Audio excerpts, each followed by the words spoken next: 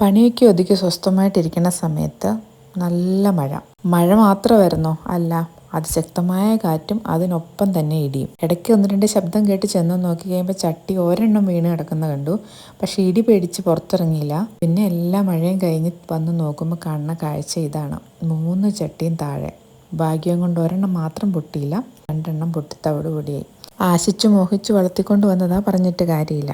ദാണ്ട് കിടക്കുന്ന ഒരെണ്ണം കുമ്പിട്ട്. ഇത് ഇച്ചിരി നന്നായിട്ട് കുമ്പിട്ട് നിൽപ്പുണ്ട്. എന്തായാലും വളഞ്ഞതേ ഉള്ളൂ, ഒടിഞ്ഞിട്ടില്ല. ഇനി വേറെ വഴിയൊന്നുമില്ല. അപ്പം എല്ലാത്തിനെയും കിട്ടിയ സമയമായതുകൊണ്ട് തന്നെ ചട്ടി മാറ്റുകയും ചെയ്യാം. മൊത്തത്തിൽ മണ്ണും വളവും എല്ലാം കൂടി ഇട്ട് കൊടുത്തൊന്ന് റിപ്പോർട്ട് ചെയ്തെടുക്കാം. ആസ് യൂഷ്വൽ എല്ലാ ചെടികൾക്കും തന്നെ ഇടുന്നത് പോലെ മണ്ണ്, ചാണകപ്പൊടി, ചകിരിച്ചോറ്. ഇപ്പം ഇവിടെ അത്രയും മാത്രമേ ചേർത്തിട്ടുള്ളൂ. വേണമെങ്കിൽ വേപ്പിൻ പിണ്ണാക്കോ എല്ലുപൊടിയോ ഒക്കെ ചേർക്കാം. ആക്ച്വലി പ്ലാസ്റ്റിക് ചട്ടിയിൽ നിന്നിരുന്ന ഈ പ്ലാന്റിനെയൊക്കെ ഒന്ന് സിമെന്റ് ചട്ടിയിലേക്ക് മാറ്റി റിപ്പോർട്ട് ചെയ്ത് വെച്ചിട്ട് അധികം നാളൊന്നും ആയില്ലായിരുന്നു. അത് ആ പോർച്ചിൻ്റെ സൈഡിൽ എനിക്കിങ്ങനെ നിൽക്കുന്ന കാണാൻ വളരെ ഇഷ്ടമായതുകൊണ്ടാണ് ഞാൻ 3 പോട്ടിൽ അത് തന്നെ വെച്ചിരുന്നത്.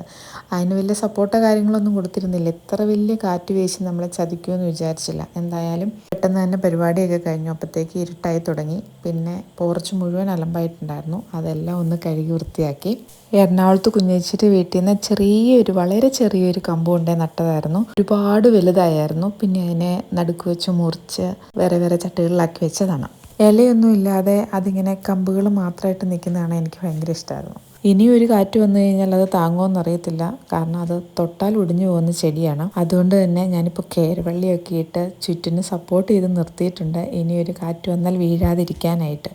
എത്രമാത്രം ഫലപ്രദമാവുമെന്ന് അറിയത്തില്ല. ഇനി ഇതുപോലെ വലിയ കാറ്റും മഴയൊക്കെ ഉണ്ടാകുന്ന സമയത്ത് മിക്കവാറും ഞാൻ അതിൻ്റെ പൊസിഷൻ മാറ്റി വെക്കേണ്ടി വരും എന്ന് തോന്നുന്നു. പക്ഷേ എനിക്കിത് ഇവിടെ ഇരിക്കുന്നത് കാണാനായിരുന്നു ഭയങ്കര ഇഷ്ടം. കേരവള്ളി വെച്ച് കെട്ടിയത് ഒരു അഭംഗിയായിട്ട് തോന്നി. പക്ഷെ വേറെ വഴിയില്ലല്ലോ.